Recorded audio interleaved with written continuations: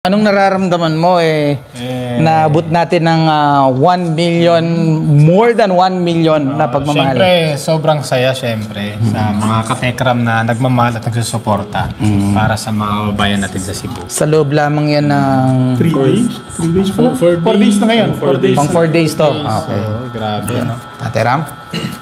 Unang-una, lagi natin isasama yung ating Diyos sa pasasalamat. Huwag natin siyang number one nating pasasalamatan kung bakit nangyayari to dahil sa pagmamahal ng ating Diyos. Amen. Thank you sa ating Diyos. Binigyan po tayo ulit ng pagkakataon para makapagpaabot ng pagmamahal natin sa mga minamahal po nating kababayan taga Cebu. Ayun po, stop po muna natin. So, just a heads up lamang po. In this video, pag-uusapan po natin itong sobrang nakakatuwa po na naging live nila Tekram kagabi. Ano ba kagabi? Monday night. Kung saan nga po is talagang isa ito sa patunay na talagang sobrang dami pa rin po na nagtitiwala kay Tekram sa kabila nga po ng mga nangyari ng mga nakaraang buwan. I think mas lalong dumami pa po yung nagmamahal kay Tekram, guys. Imagine, in just 4 days ay nakalikom nga po sila ng more than 1 million nga po na pera na itutulong nga po nila para sa mga kababayan po nating biktima o nasalanta nga po ng bagyo doon sa Cebu.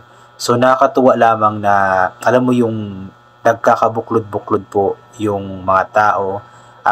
Alam ko dati kasi medyo ano po yung mga supporters ni Tekram ba, kumbaga nahahati po sa dalawang bata, but then after nga po ng nangyari na issue is kumbaga nagkabuklod nga po lahat. Kumbaga ipinagkatiwala nga po nila ang kanilang mga pera kay Tekram sa Tekram family para ipaabot nga po ito o itulong nga po ito sa mga kababayan po natin sa Cebu, kasi nga po alam naman po natin kung ano po yung nangyari sa kanila. Napakarami pong mga tao doon ang nawalan ng tirahan, mga namatay, maraming mga naging biktima nga po sa naging bagyong Tino. Kaya ito nga po, nagkabuklod-buklod nga po ang mga tao, nagpaabot ng tulong sa pamamagitan nga po ng Tekram family. At yun nga po, ihahatid po nila ang perang ito or itutulong po nila ang perang ito sa mga kababayan po natin. I believe this coming Thursday. So ito po ipapatuloy po natin ang panonood. Sabay-sabay muna tayong bumati sa mga katekram natin. Magandang gabi po mga katekram. And welcome po sa ating pong umaatikabong update katekram, at kitang-kita niyo naman po sa aming harapan ang pinagsama-samang pagmamahal ng Tekram family. Pwede po bang, syempre palakpakan po natin si Lord sa comment section, yan.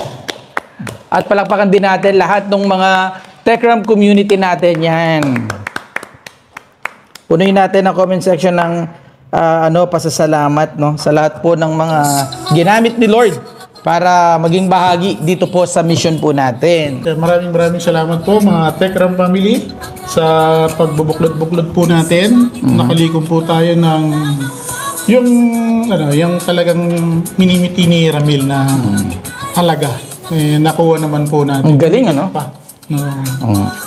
Ayan po, nakikita niyo po. Meron pa pong wala dito. Marami pa yung ala. Kanina nagpasalamat tayo. So kumbaga guys, hindi pa po yan lahat. So more than 1 million na po yung perang yan. So hindi pa daw po lahat yan. Kasi I believe since Thursday pa naman sila pupunta. So meron pang isang araw ngayon na maaari nga pong mas madagdagan pa yung perang yan. At alam ko na hindi lang titigil sa 1 million or 2 million. Alam ko na mas marami pang tutulong. Magpapabot ng tulong. I mean, especially kapag andun na talaga sila sa ground, kapag nakahalubilo, nakausap na po nila yung iba't ibang mga biktima ng bagyo doon. Alam ko na marami pa pong mga kababayan po natin na magpapaabot pa ng karagdagang tulong. Ibig sabihin lamang po talaga noon is grabe yung tiwala nila. Sobra-sobra yung tiwala nila para kay Tekram at sa pamilya nito. Doon sa kabuuan ng Tekram community, syempre gusto rin po natin na bigyan ho ng special shout out si Tita Evangeline, kasi po sila po at saka si Tita Virginia, sila po yung contact person po natin doon sa Cebu. Sila yung sasalo. Opo, sila po yung sasalo po sa amin. Sila po ang iisip ho kung saan po kami titira, yung sasakyan po na magagamit po natin. Sila magpo-provide. Sila po ang mag-o-offer po ng tulong. Kaya thank you so much po sa kanila. Again, kay Tita Evangeline at kay Tita Virgiline. Kasi taga doon po sila. Kaya po, netong mga nakarang araw ay nakausap po natin sila at ayan, napakaganda po nung mga pag-uusap. At ang hinihintay na lang po natin ay talagang makarating po tayo doon. So, update na rin po. Thursday po ang lipad po natin ng Makalawa? sa Thursday, Makalawa. Tapos, Magdadagdagan pa. oo. Hindi, bukas na. Ang bukas na. Bukas na ng Bukas na ba yun? gabi. Bukas ng gabi? Bukas ng gabi, alis na dito. Madaling araw. Oo. Bali sa Huwebes ho. Umaga nandun na. Oo, Huwebes po ng umaga ay nandun na po tayo. At may mga ilan din po tayong panawagan mamaya ka Tekram. Abangan po ninyo. So yun nga po, tonight, November 12 is parang ano na po sa lilipad na po sila or maybe madaling araw, I'm not sure. Basta by Thursday morning is andun na daw po sila sa Cebu. So magsisimula na nga po ang kanilang mission sa Cebu. Magpapabot na nga po sila ng tulong sa mga kababayan po natin doon. Yun nga po is pinagsama-sama o pinaghalo-halong pagmamahal ng Tekram family, ng mga ka-Tekram community, pinaghalong pagmamahal para sa ating mga kababayan po sa Cebu na naging biktima nga po ng bagyo.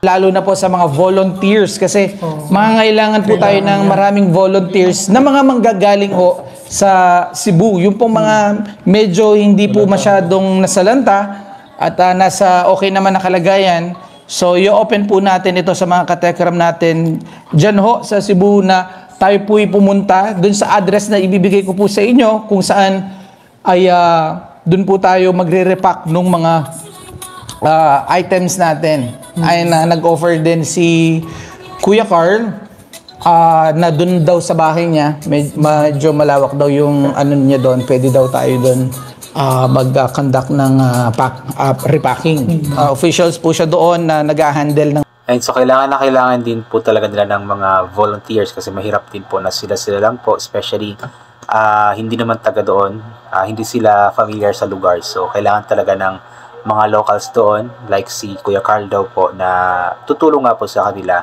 para maging successful nga po ang mission na ito sa Cebu. At napasasalamat tayo ng marami in advance po sa magiging mga volunteers po nila doon kasi kumbaga malaking factor po yung pagtulong nyo po sa mission na ito para maging successful po ito. Mga ganitong operation. Kaya mas mapapadali. Active siya, sabi ni Tita, diba? Active siya sa mga relief operation. Kaya alam niya kung saan na yung mga maraming natanggap, ano yung mga hindi pa nakakatanggap masyado, at kung ano yung detalye ng pangangailangan nila. Kaya katekram, napakaganda nitong mission na to. Dahil, smooth and well coordinated ho sa mga kinauukulan. Kaya, abangan po ninyo dahil kapag nandun na po tayo, so, loobin po ni Lord, makapag-update po kami from time to time at sana po samahan niyo po kami.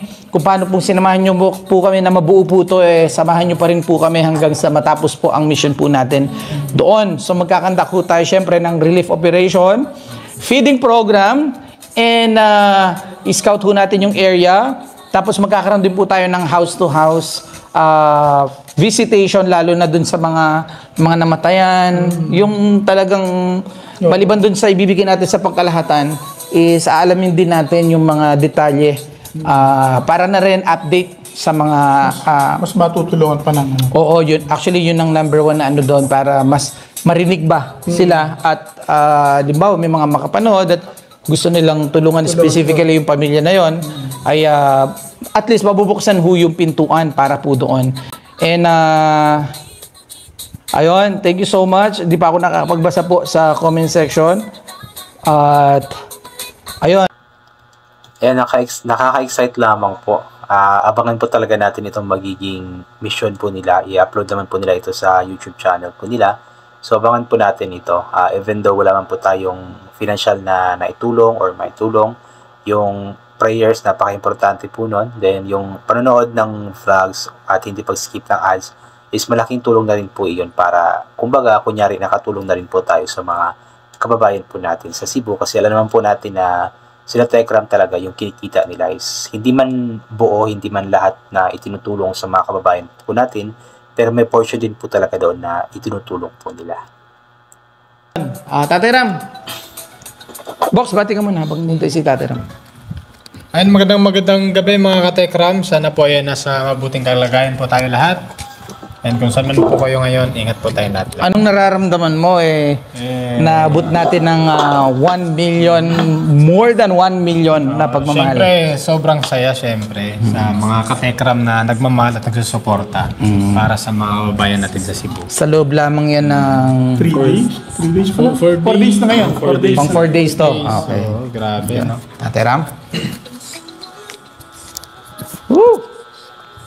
Unang-una, lagi natin isasama yung ating Diyos sa pasasalamat. Huwag natin siyang number one nating pasasalamatan kung bakit nangyayari to dahil sa pagmamahal ng ating Diyos. Amen. Thank you sa ating Diyos. Binigyan po tayo ulit ng pagkakataon para makapagpaabot ng pagmamahal natin sa mga minamahal po nating kababayan taga Cebu. Yes. Maraming salamat po sa mga katekram po natin. Sabi ko nga sa mga nakausap ko kanina nakausap ko ulit si Tita Evangeline, si Ninang Precious, kausap ko din kanina. Sabi ko parang excited na akong madala yung sama-sama nating pagmamahal sa mga kababayan nating taga Cebu. Yes. Ito ay lambing na rin natin at advance pa Christmas sa mga kababayan po natin sa Cebu. Yes. Kaya yan, sa mga katekram po natin, maraming salamat po sa inyong tiwala at pagmamahal sa amin na gusto nyong ipadaan sa amin yung pagmamahal nyo sa mga kababayan po natin sa Cebu. Kaya yun, sa mga kababayan po natin dyan sa Cebu, ito po ay sama-sama ng pagmamahal ng Tekram Community. So yun po, kaabang-abang nga po yun. Si Tekram is sobrang excited na po sa maging mission nga po nila sa Cebu, at maging tayo po is sobrang excited na rin po. So abangan po natin and hoping na sana maging ligtas po ang kanilang pagbiyahe, ang kanilang pagpunta at pagmimission doon sa Cebu. So God bless po sa ating lahat at bye for now po.